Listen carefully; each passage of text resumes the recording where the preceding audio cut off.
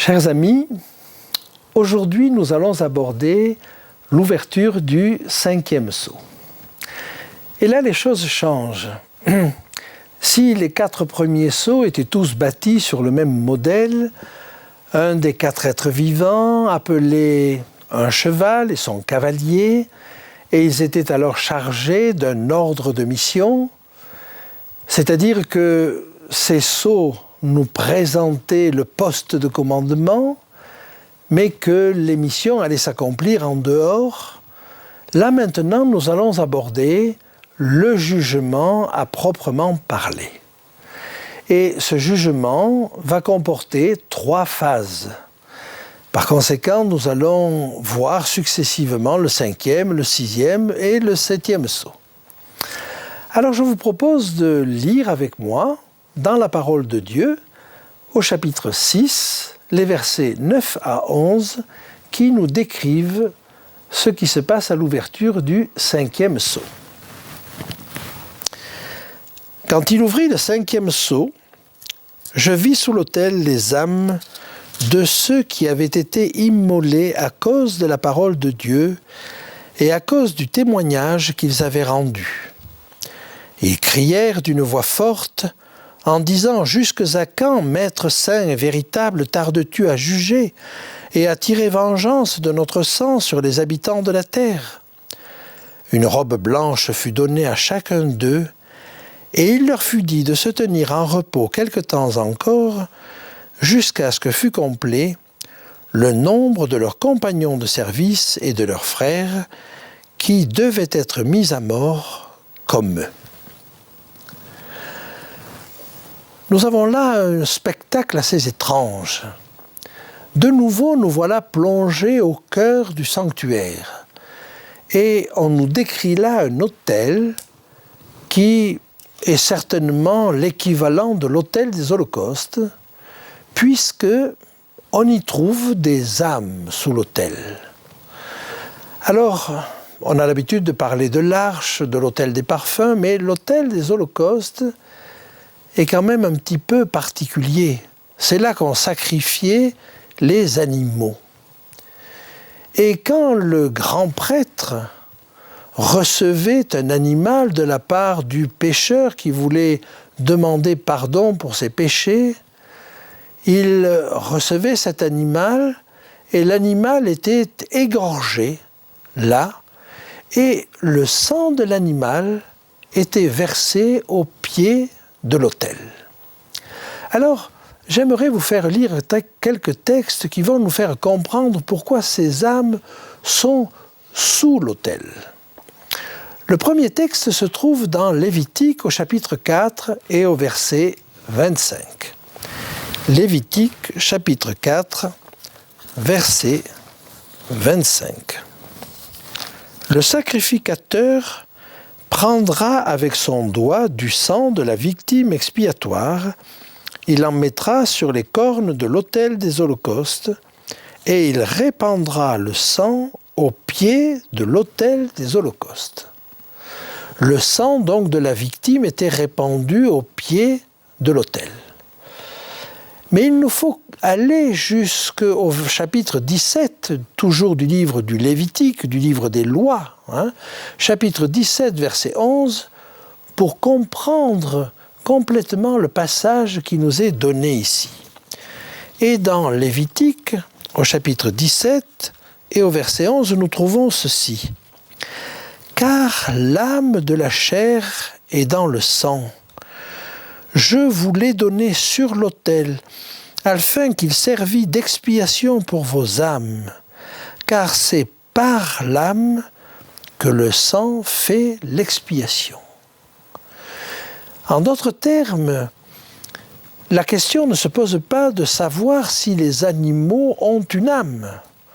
On nous dit simplement l'âme est dans le sang. Et les animaux qui ont du sang ont donc une âme et l'âme était répandue au pied de l'autel.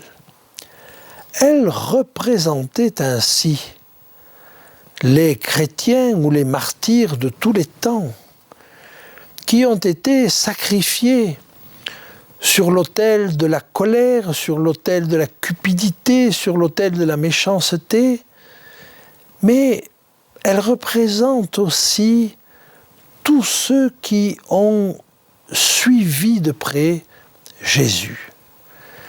Et j'aimerais que nous lisions ensemble notre texte qui se trouve dans l'Épître aux Galates, au chapitre 2 et au verset 20. Voici ce que nous dit Paul dans cette Épître aux Galates. « J'ai été crucifié avec Christ. Et si je vis, ce n'est plus moi qui vis, c'est Christ qui vit en moi. Si je vis maintenant dans la chair, je vis dans la foi au Fils de Dieu, qui m'a aimé et qui s'est livré lui-même pour moi. »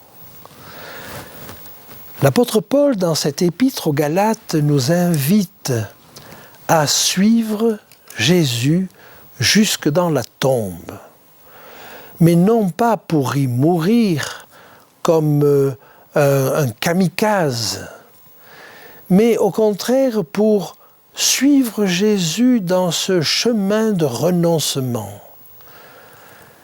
Et Christ n'a pas fait sa volonté, il a cherché à faire la volonté de son Père.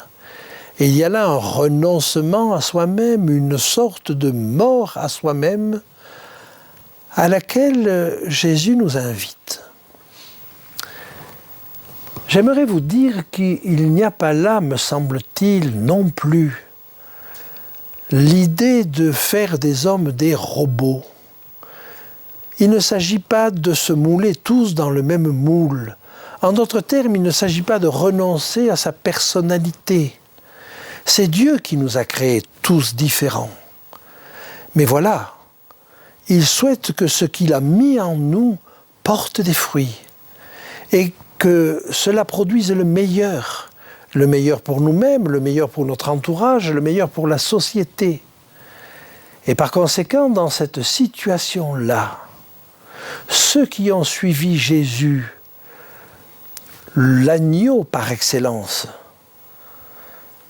ceux qui ont suivi Jésus sont appelés à être sacrifiés, à sacrifier leur propre moi pour être en phase avec Jésus.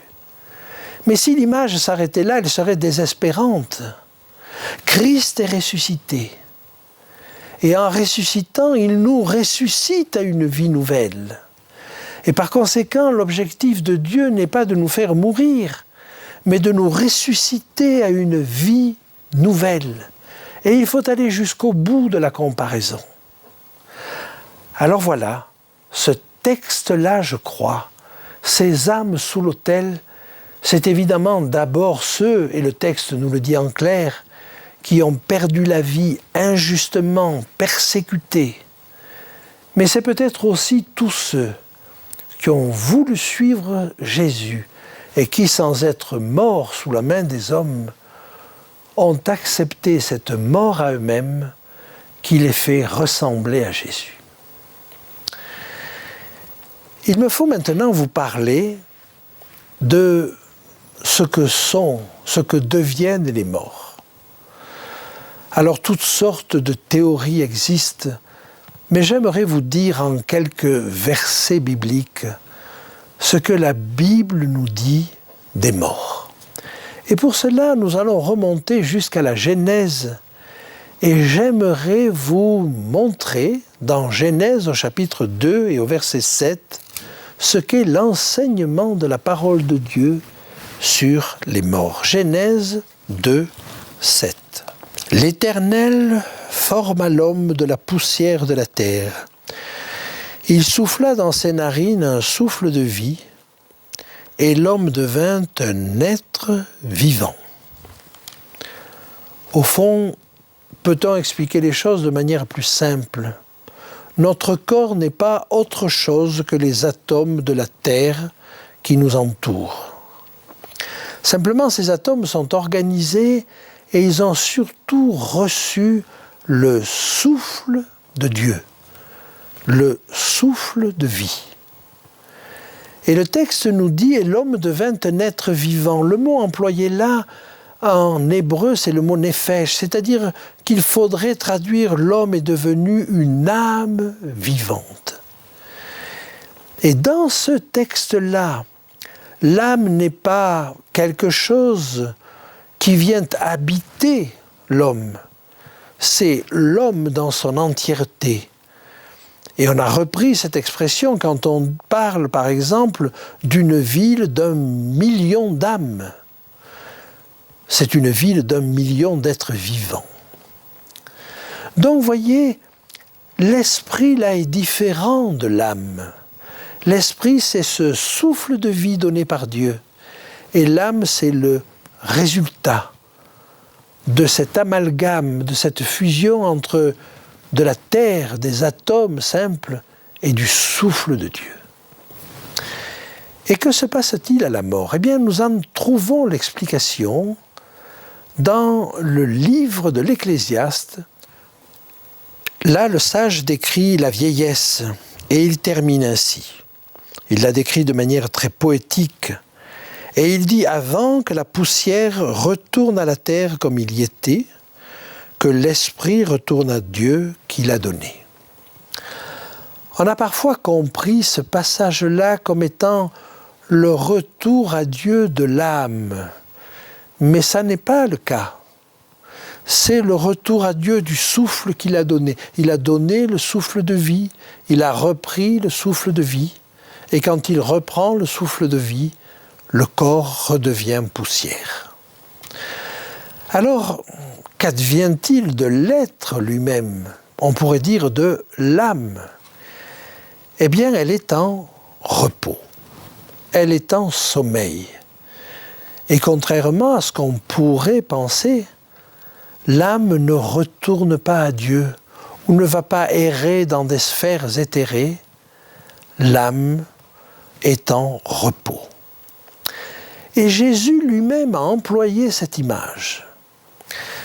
Un jour, alors qu'il était dans une région, on vient lui dire que son ami Lazare est au plus mal. Et ses disciples l'interrogeant, il va leur dire « Mais Lazare, notre ami, dort. » Alors les disciples, de manière très pratique et concrète pour leur époque, vont dire « Mais si Lazare dort, il va guérir. » Et là, Jésus est obligé de ne pas employer de métaphore, de dire les choses telles qu'elles sont. Et il leur dit « Lazare est mort. » Et comme il a des choses importantes à faire là, il va attendre 1 jour, 2 jours. Et ce n'est que le 3e, voire le 4e jour, qu'il va pouvoir rejoindre le lieu où Lazare, bien entendu, a déjà été enterré. Alors qu'il arrive au village de Lazare et de ses 2 sœurs, Marthe et Marie, vers une maison qu'il connaît bien, parce qu'il y a été reçu souvent. Lazare, Marthe et Marie étaient ses amis. Et Marthe et Marie vont venir successivement à la rencontre de Jésus. Alors c'est d'abord Marie. Et Jésus va avoir à son égard des paroles encourageantes. Regardons ce qu'elle lui dit. Ça se trouve dans l'évangile de Jean, au chapitre 11 et au verset 23 et 24.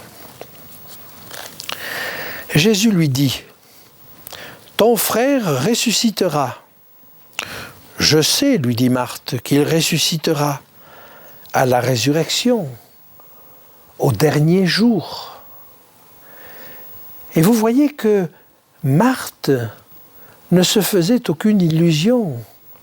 Elle ne disait pas « mon frère est auprès de Dieu et il nous regarde maintenant ». Non, Lazare dort et il ressuscitera au dernier jour.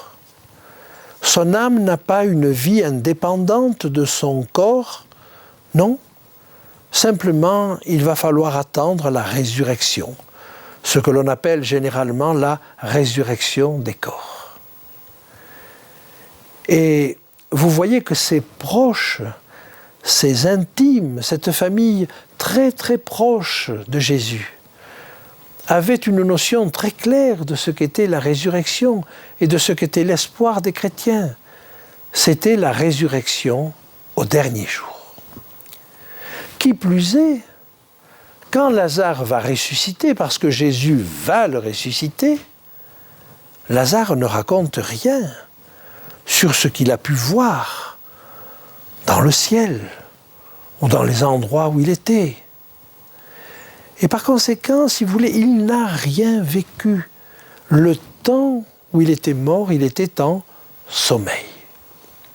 Et alors, dans tout le Nouveau Testament, on se rend compte que l'espoir du chrétien, en permanence, c'est la résurrection. Ça n'est pas d'aller au ciel dès qu'on est mort, c'est la résurrection. Et je vous invite à lire ce que l'apôtre Paul nous dit dans la première épître aux Thessaloniciens, au chapitre 4 et au versets 13 et 14. Nous ne voulons pas, frères, que vous soyez dans l'ignorance au sujet de ceux qui dorment. Même langage de la part de Paul, de ceux qui dorment, et il veut dire là de ceux qui sont morts. Afin que vous ne vous affligiez point comme les autres qui n'ont point d'espérance. Car si nous croyons que Jésus est mort et qu'il est ressuscité, croyons aussi que Dieu ramènera par Jésus et avec lui ceux qui sont morts. En d'autres termes, c'est au retour de Jésus que les morts ressusciteront et que de nouveau, ils pourront être avec leur Seigneur. Je vous invite à lire un texte dans l'Ancien Testament qui va nous dire à peu près la même chose. C'est à la fin du livre de Daniel, la promesse qui est faite à Daniel. Regardez ce qui en est dit.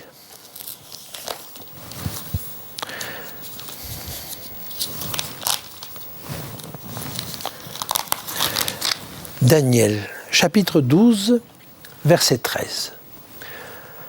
Je vous rappelle que Daniel a été l'un des serviteurs les plus fidèles de Dieu. Dans tout le texte de Daniel, on ne trouve aucun reproche fait à Daniel. Oh, sans doute que si on l'a regardé à la loupe, on trouverait, mais même ses ennemis ne trouvaient rien à redire à Daniel.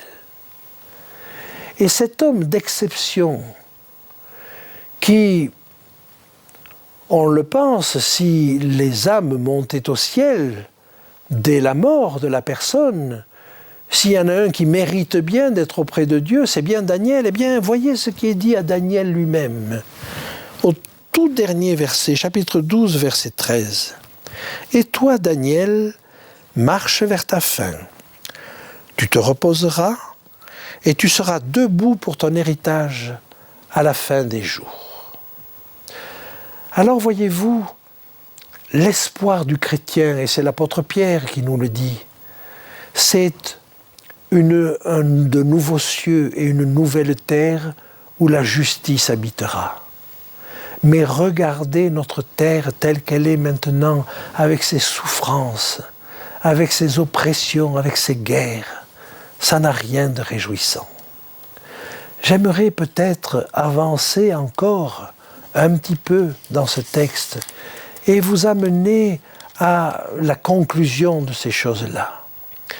En réalité, l'objectif de Dieu est de faire en sorte que nous parvenions tous ensemble à la résurrection. Et vous avez un texte dans la première épître aux Thessaloniciens qui nous dit que nous les vivants, parce que Paul se place parmi les vivants, il s'imaginait que Christ allait revenir très rapidement, les vivants, eux, ne dépasseraient pas, n'iraient pas plus vite que les morts. Et dans l'épître aux Hébreux, au chapitre 11, on nous dit que ceux qui sont morts n'arriveront pas plus vite que nous. Ils n'ont pas encore reçu ce qui leur était promis. Parce que l'objectif de Dieu, c'est que nous y arrivions tous ensemble. Alors, que ferons-nous ? Il me semble que Notre espoir, c'est la résurrection.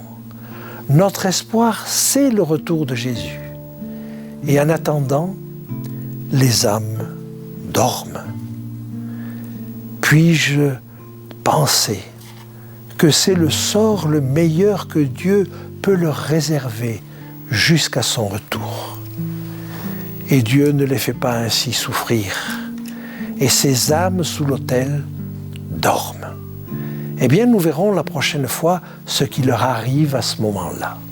Et je vous invite à la prochaine conférence où nous verrons la suite du texte.